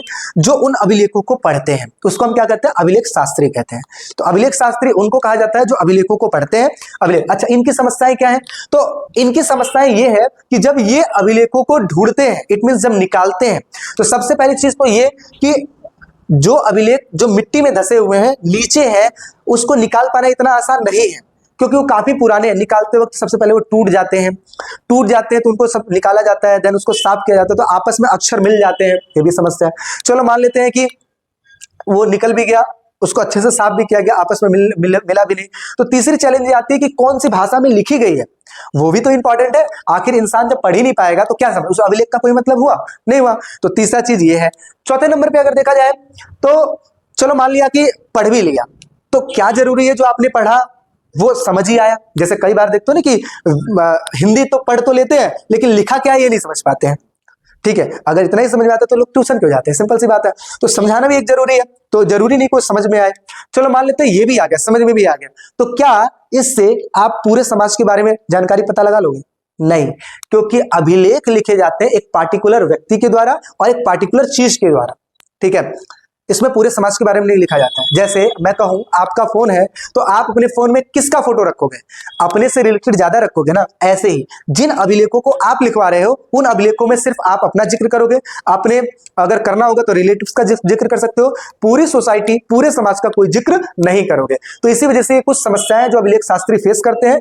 तो देखिए क्या लिखा है, अभिलेखों के अक्षरों को हल्के ढंग से उत्कीर्ण किया जाता था जिससे पढ़ पाना मुश्किल होता था। अभिलेख नष्ट भी हो जाते थे और इसके जो अक्षर है वो लुप्त भी हो जाते थे। इसके अलावा अभिलेखों के शब्दों को वास्तविक अर्थ निकाल पाना, ठीक है, ये या पूरी तरीके से ज्ञान हो पाना, ये हमेशा के लिए सही नहीं होता था। अभिलेख हजारों की संख्या में रहे होंगे जो कि कालांतर में सुरक्षित नहीं बचे हैं। जो अभिलेख उपलब्ध है वो उन में से कुछ ही है। ये भी इंपॉर्टेंट है कि मतलब अभिलेखों की जो संख्या वो बहुत है, लेकिन उन बहुत में से जो हमें मिले हैं वो बहुत कम मिले हैं। और ऐसा भी पॉसिबल नहीं है कि सारे अभिलेखों को पढ़ पाना, क्योंकि देखिए इतिहास कोई छोटा मोटा चीज नहीं है। इतिहास में घटनाएं बहुत घटी है और धीरे धीरे उन सभी चीजों के बारे में पता चलता है। तो जरूरी नहीं है कि उन सभी चीज को, अब देखिए आप खुद बताइए कि इतने सारे स्टूडेंटों को हमने टीच किया, कोई भी ऐसा स्टूडेंट मुझे मिला ही नहीं, या कोई ऐसा जानकार नहीं मिला जो मुझे ये कहे कि सर या भैया या दोस्त या समथिंग जो भी है कि मैं एक पुरातात्विद हूं या मैं पुरानी वस्तुओं के खोजने वाला हूं। जब पुरानी वस्तुओं के खोजने वालों की संख्या कम है तो जाहिर सी बात है कि अभिलेख शास्त्री में तो कम ही होंगे। तो ऐसा ही तो अभिलेखों की संख्या तो बहुत हो सकती है, लेकिन अभिलेख जो है वो कम ही मिले हैं और उसको पढ़ पाना तो मुश्किल होता ही है। क्योंकि देखिए हड़प्पा में जो मिले अभिलेख है वो एक रहस्यमयी लिपि है। क्यों? क्योंकि उसके बारे में पढ़ा ही नहीं गया। ऐसे भी चीजें। चलिए, अभिलेखों में खेती के दौरान क्रियाकलाप तथा दैनिक जीवन के बारे में जो चीजें हैं वो देखने को नहीं मिलती हैं, क्योंकि इसमें दैनिक क्रियाकलाप में क्या ही लिखेंगे, जो इंपॉर्टेंट वही तो चीजें लिखी जाएंगी। क्योंकि प्राय अभिलेख बड़े तथा विशेष अवसरों का वर्णन करते हैं। अभिलेख में प्राय उन्हीं के विचार होते हैं जो इन्हें क्या करते हैं, बनवाते हैं। जो उसको बनवाएंगे उन्हीं के विचार होंगे और किसी को उसमें विचार जल्दी नहीं होते हैं। समझ में आ रही बात है? चलिए अब नेक्स्ट क्वेश्चन की ओर समझते हैं। अगला जो क्वेश्चन हमारे सामने क्या लिखा है कि महाजनपदों के विशिष्ट अभिलक्षणों का वर्णन कीजिए। अभी विशिष्ट अभिलक्षण क्या है? वही तो है कि जो महाजनपद है, 16 महाजनपद, उनका इंपॉर्टेंस क्या है, उनको किस तरीके से घेरा गया था, वहां पे क्या होता था, किस तरीके से वो राज्य के प्रति इंपॉर्टेंस प्ले करते थे, क्या था क्या नहीं था, कहां से व्यापार ज्यादा अच्छा हो पाता था, कौन किस चीज के लिए फेमस था, उन्हीं सभी चीजों के बारे में पढ़ेंगे। ठीक है, तो क्या लिखा है, बौद्ध तथा जैन धर्म के प्रारंभिक ग्रंथों में महाजनपदों में 16 महाराज्य मतलब 16 राज्यों का उल्लेख किया गया है। हालांकि महाजनपदों के नाम इन ग्रंथों के समान नहीं है ना, कि हालांकि देखा जाए तो जो महाजनपदों के नाम है इन ग्रंथ में एक समान नहीं है, मतलब एक जैसे देखने को नहीं मिलते, कहीं डिफरेंट डिफरेंट नाम देखने को मिले हैं। जैसे बज्जी, मल, कौशल, कुरु, पंचाल, अवंती आदि नाम एक जैसे हैं, और इससे यह संकेत मिलता है कि ये महाजनपद सबसे ज्यादा महत्वपूर्ण रहे होंगे। यानी कि कुछ ऐसे जनपद हैं जो कि हर किताबों में सेम देखने को मिले हैं, इस वजह से हम ये कह सकते हैं कि ये जो महाजनपद है वो ज्यादा इंपॉर्टेंट रहे होंगे। महाजनपदों के कुछ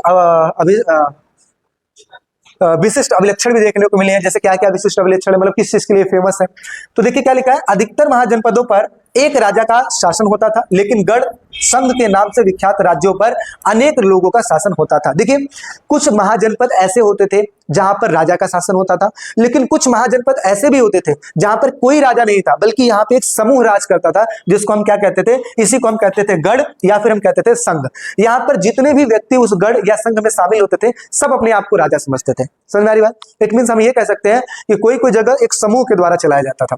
आगे, इस समूह का प्रत्येक व्यक्ति राजा कहलाता था। प्रत्येक महाजनपद एक राजधानी होती थी, जो कि अक्सर किलों से घेर दी जाती थी। किलेबंद राजधानियों के रख रखाव के लिए वहां पे नौकरशाही व्यवस्था भी की जाती थी, और जो कि एक आर्थिक साधनों की जरूरत होती थी। यानी कि कहा जाए रख रखाव करने के लिए सेनाओं की जरूरत पड़ेगी, और जब सेना काम करेगी तो उसको क्या चाहिए, पैसा चाहिए, तो ये भी एक एक्सपेंस का वो चीज था। शासकों का काम किसानों, व्यापारियों, शिल्पकारियों से कर वसूल करना, भेंट वसूल करना इत्यादि माना जाता था। धन जुटाने के लिए पड़ोसी राज्यों पर आक्रमण करना वैध तरीका माना जाता था। मतलब आप किसी पे आक्रमण कर दो और उनसे उनको हराकर उनकी वस्तुओं को लूट लो, या फिर उनको अपना गुलाम बना लो, ये चीजें बहुत अच्छी मानी जाती थी। धीरे धीरे कुछ राज्यों ने अपनी खुद की सेनाएं रखनी शुरू कर दी, नौकरशाही तंत्र तैयार करना शुरू कर दिया। बाकी राज्य अभी भी सहायक सेना पर निर्भर थे। सैनिक अक्सर कृषक वर्गों से भर्ती किए जाते थे। कहां से भर्ती किए जाते थे? कृषक तौर पर। ठीक है, कई बार ऐसा होता था कि राज्यों को भारी मात्रा में जब सेनाओं की जरूरत पड़ जाती थी, तो वो किसानों को भी सेना में शामिल कर देते थे, अकॉर्डिंग टू रिक्वायरमेंट। जब भी उनकी जरूरत होती थी उसके अकॉर्डिंग वो कर देते थे। ठीक है, अच्छा, और क्या होता था? अब यहाँ पे एक क्वेश्चन और रखा गया है जो कि बहुत ही इंपॉर्टेंट है कि सामान्य लोगों के जीवन का पुनर्निर्माण इतिहासकार किस तरीके से करते हैं। देखिए भाई, सामान्य लोगों के जीवन के बारे में अगर बताया जाए तो सामान्य लोग के जो जीवन है, लाइक जैसे आप समझ सकते हो कि इतिहासकार जब कोई नई जगहों की खोज करते हैं तो वहां पर बहुत सारी वस्तुएं देखने को मिलती है ना, तो उन वस्तुओं को देखने के बाद वो आइडिया लगाते हैं कि यहाँ का समाज होगा कैसे, किन किन वस्तुओं का इस्तेमाल करता होगा और किस प्रकार से वो रहता होगा, क्या चीज का इंपॉर्टेंट है, क्या चीज यहाँ पे जरूरत थी, या क्या चीजें वहां पे ज्यादा देखने को मिली, कौन सी चीज यहाँ पे कीमती थी, कौन सी ऐसी चीजें जो कि घरेलू है, जो सबके घर में देखने को मिली है। तो इन सभी चीजों को पता लगाते हैं और देन एक समाज का निर्माण करते हैं। चलिए एक एग्जांपल और लेते हैं। जैसे हड़प्पा के बारे में हमें कहां से पता लगा? कोई व्यक्ति जिंदा था क्या जो इस चीज के बारे में बताएगा? नहीं, क्योंकि ये चीजें हैं जो कि 5000 साल पहले की सभ्यता है। तो हमें कैसे पता लगा? वहां की वस्तुओं से हमने एक इतिहास का निर्माण किया, उसके द्वारा हमें चीजों का पता लगा है। तो ऐसे ही क्या लिखा है? सामान्य लोगों के जीवन का पुनर्निर्माण इतिहासकार किस प्रकार करते हैं? तो सामान्य लोगों के जीवन का पूर्ण ज्ञान मात्र अभिलेख शास्त्र ही नहीं मिलता, अतः विभिन्न सामाजिक समूहों के उदय के विषय में भी हमें अध्ययन करना बहुत ही ज्यादा आवश्यक होता है। जैसे क्या? भवनों, बर्तनों के अवशेषों से उनके सामाजिक जीवन का पता चलता है। खुदाई से प्राप्त अनाज के दानों, जानवरों की हड्डियों से लोगों के भोजन की जानकारी देखने को मिलती है। इतिहासकार अभिलेखों, ग्रंथों, सिक्कों तथा चित्रों जैसे विभिन्न स्रोतों से भी हमें क्या मिलता है? इनके बारे में जानकारी मिलती है। जैसे कौन कौन से अभिलेखों में क्या क्या बातें लिखी गई, इनके ग्रंथ कैसे थे, सिक्कों में क्या वर्णन करते थे। अब जैसे हमारा भी अगर एक नोट देखोगे, फॉर एग्जाम्पल अभी तो मेरे पास शायद से होगा, मैं आपको बताता हूँ। हाँ, सपोज देखो ये नोट है, ठीक है, ये नोट है।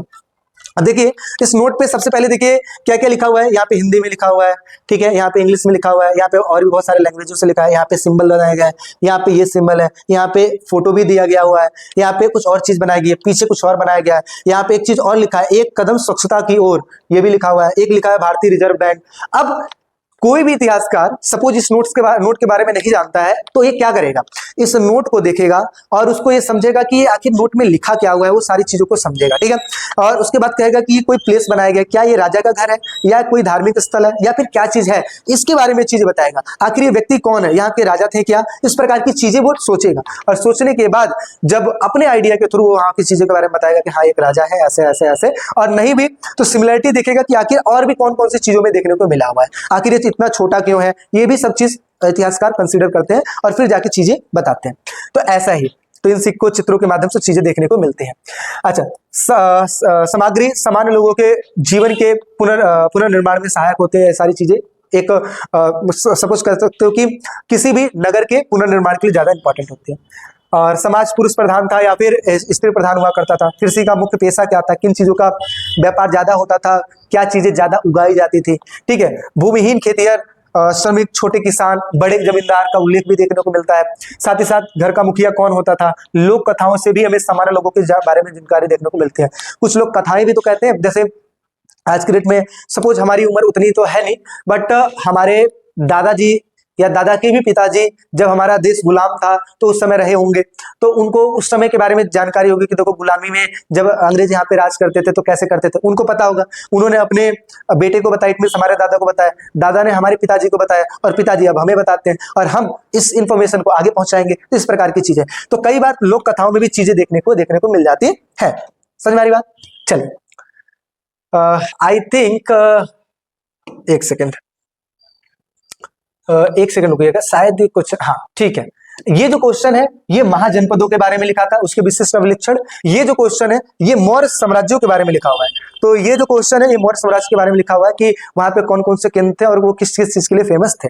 तो क्या लिखा है, मौर्य प्रशासन के प्रमुख अभिलक्षण की चर्चा कीजिए। देखिए नंबर ऑफ क्वेश्चनों की जो संख्या है मैं ज्यादा लिया हूं, इसलिए कि जितनी ज्यादा आपको इंफॉर्मेशन होगी, क्वेश्चन कहीं से भी आ जाए आप उसको कर लोगे। बट आप ये सोचो कि अगर मैं इंपॉर्टेंट क्वेश्चन में आपसे कहूं कि आप सिर्फ 2 क्वेश्चन को तैयारी कर लो, 2 क्वेश्चन ही आएंगे, तो आपको इंफॉर्मेशन कहाँ है। आप इसलिए पढ़ाई नहीं कर रहे हो कि आपको गुड मार्क्स चाहिए, आप इसलिए पढ़ाई कर रहे हो ताकि आपका एक नॉलेज ब्रॉड हो, बढ़े, समझो इस चीज को।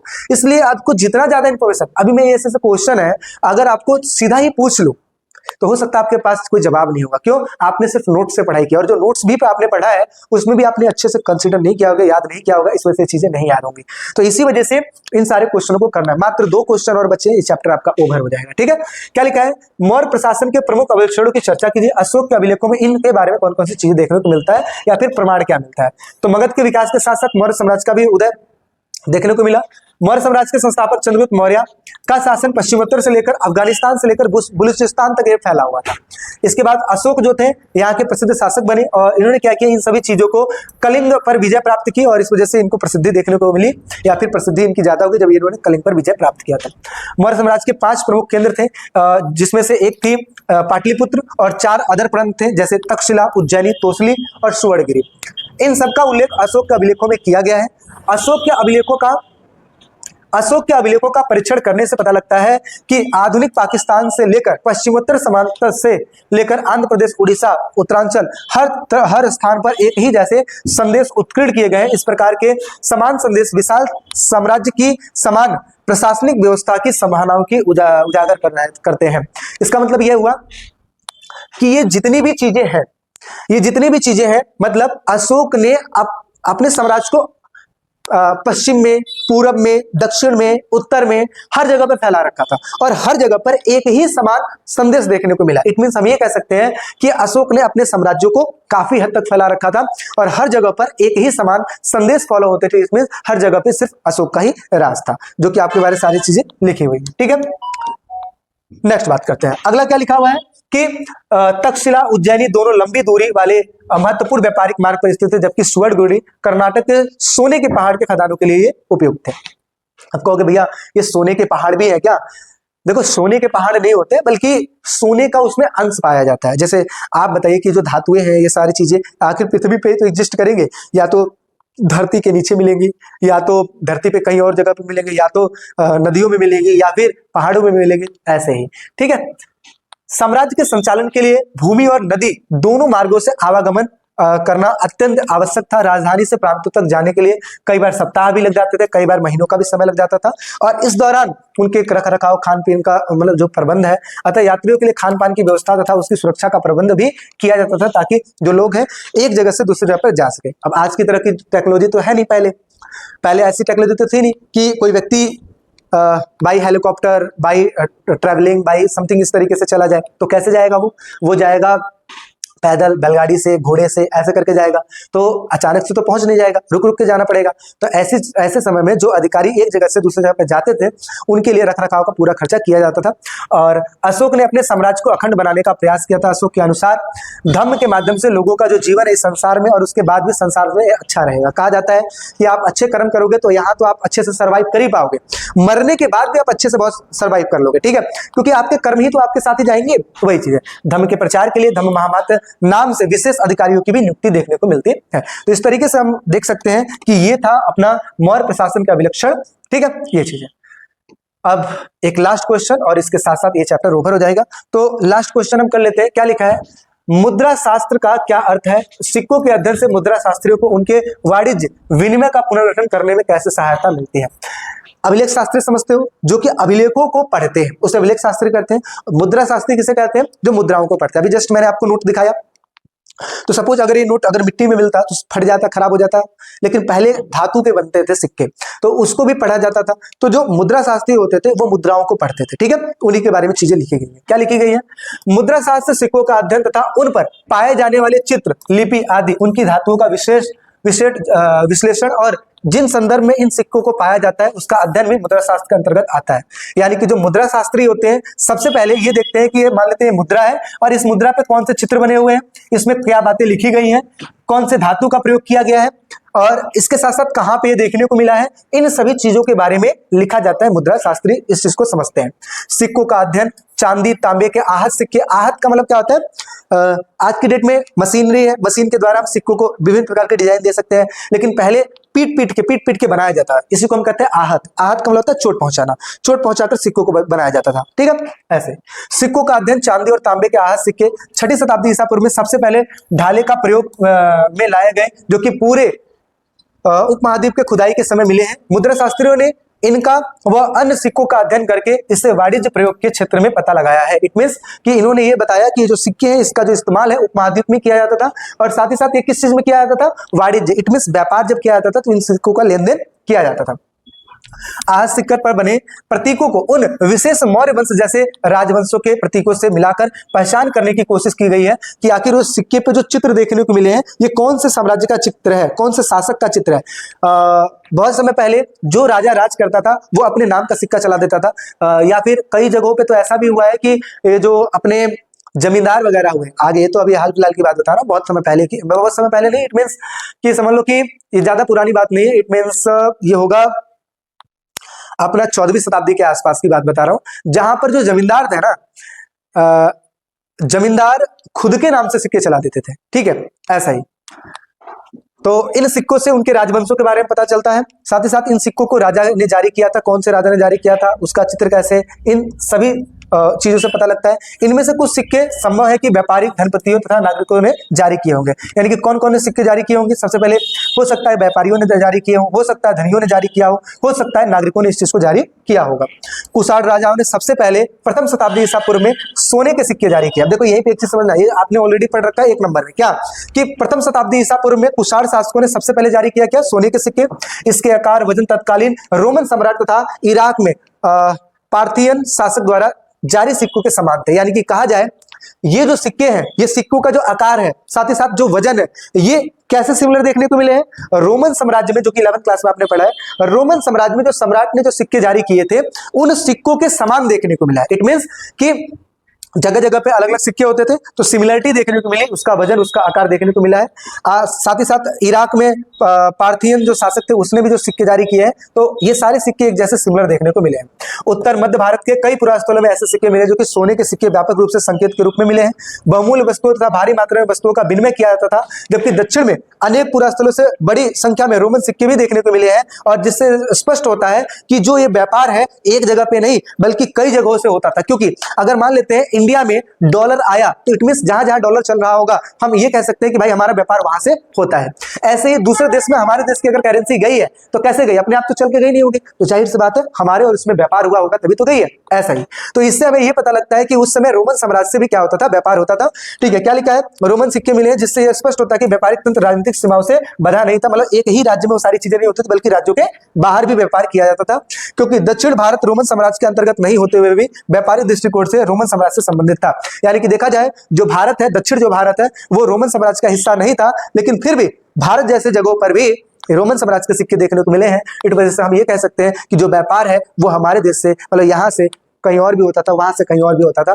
तो इट्स ऑल अबाउट मुद्रा शास्त्र के बारे में हमने बात कर लिया। ठीक है, तो इसके साथ साथ ये चैप्टर क्या हो गया, ओवर हो गया। तो मैंने क्या क्या बताया जस्ट एक बार और रिवाइज कीजिए। रिवाइज इसलिए जरूरी है क्योंकि ये आपके लिए जरूरी मतलब समझो कि इससे आपको याद हो जाएगा। तो मुद्रा शास्त्री मुद्राओं के बारे में ये हमने पढ़ा, मौर्य साम्राज्य के विलक्षणों के बारे में, जैसे हमने मौर्य साम्राज्य में कौन कौन सी चीजें इंपॉर्टेंट है, जैसे पाटलिपुत्र हो गया, 4 और प्रांत हो गए, इनका क्या इंपॉर्टेंस रहा, कहां से क्या चीजें होती थी, एक नगर से दूसरे नगर पर जाने के लिए बहुत सारी चीजें लगती थी, अधिकारियों को कैसे ले जाया जाता था, सामान्य लोगों के बारे में जीवन की जानकारी कैसे पता लगती है, तो ये पता लगती है किसके माध्यम से, ये पता लगती है जो पुरातात्विद है, जो वस्तु ढूंढते हैं उनके माध्यम से हम सामान्य लोगों के जीवन के बारे में जानकारी का पता लगाते हैं। आगे महाजनपदों का अभिलक्षण, महाजनपद कैसे थे, वहां पे क्या क्या कार्य होते थे, किस प्रकार की चीजें थी। आगे अभिलेख शास्त्री कौन थे, इनकी समस्याओं के बारे में हमने पढ़ा। वर्णित काल में कृषि के तौर तरीके में क्या क्या परिवर्तन देखने को मिला, ये भी चीज। मौर्य साम्राज्य के जानकारी के स्रोत कौन कौन से थे, तो हमें समझ में आया कि कौटिल्य की अर्थशास्त्र, विशाखदत्त की मुद्रा राक्षस होगी, साथ ही साथ मेगास्थनीज की इंडिका होगी, जैन धर्म बौद्ध धर्म का ग्रंथ हो गया, बहुत सारी चीजें हैं। इसके साथ साथ मगध सबसे शक्तिशाली जनपद कैसे था, तो इस प्रकार से हमने पढ़ा कि जो मगध है वो शक्तिशाली जनपदों में है क्योंकि वहां पे खेती भी अच्छी होती थी, वो सारी चीज हमने देखा। ठीक है, धम्म के बारे में हमने पढ़ा, अशोक ने धम्म को किस तरीके से फैलवाया, महामात के द्वारा फैलवाया था, ये चीजें इंपॉर्टेंट थी। 6वीं शताब्दी में किन किन नगरों का वो चीज हुआ, सोने के सिक्के कब और कहाँ चलाए, हरिसेठ कौन थे, इस प्रकार की चीजें। जेम्स प्रिंसप, ब्राह्मी लिपि, खरोष्ट लिपि, अशोक के अभिलेख किस प्रकार से वो थे, और साथ ही साथ परिवर्तन का काल क्यों माना जाता है, मगधस्थनी की सेना व्यवस्था और वैदिक काल। इट मींस हमने क्या देख लिया, हमने ऑल ओवर हर वो चीज हमने कवर कर लिया। शायद इसको करने के बाद और भी क्वेश्चन आपको करने की जरूरत नहीं पड़ेगी क्योंकि इसमें सारे क्वेश्चनों को मैंने रख दिया है और ये सब इंपॉर्टेंट है। और अगर आपने इसको कर लिया तो समझिए कि डैम श्योर कि आपके 90% आएंगे, इतनी गारंटी मेरी है क्योंकि आपने वो सारी चीजों को कर लिया। बाकी अगर चैनल पे नए हैं तो सब्सक्राइब कर लीजिए क्योंकि सब्सक्राइब करने से क्या होगा, आप हमारे एक फैमिली मेंबर, इतने से कह सकते हो कि अपने एक स्टूडेंट बनेंगे जिसके थ्रू आपको जो नोटिफिकेशन है वो मिलती रहेगी। साथ ही साथ अगर वीडियो कैसी लगी है ये कमेंट सेक्शन में जरूर बताना, लाइक करो ना करो वो बात की बात है, बट कमेंट सेक्शन में जरूर बताना कि कैसी वीडियो लगी और कहाँ आपको दिक्कतें आई समझने में, अच्छा लगा या कहाँ दिक्कत है, किस क्या चीज़ को इंप्रूव करना चाहिए। हालांकि मेरे तरफ से मुझे लगता है कि मैंने सारा बेस्ट पढ़ा है, बट कोई ऐसी दिक्कत डाउट परेशानी है तो आप मेरे से कमेंट सेक्शन में भी पूछ सकते हैं। साथ ही साथ नंबर तो मैंने गिवन कर ही दिया है, वहाँ से भी आप चीज़ें कर सकते हैं। बाकी वीडियो में बने रहने के लिए बहुत बहुत धन्यवाद। मिलते हैं एक नेक्स्ट वीडियो में, अभी के लिए टेक केयर, बाय।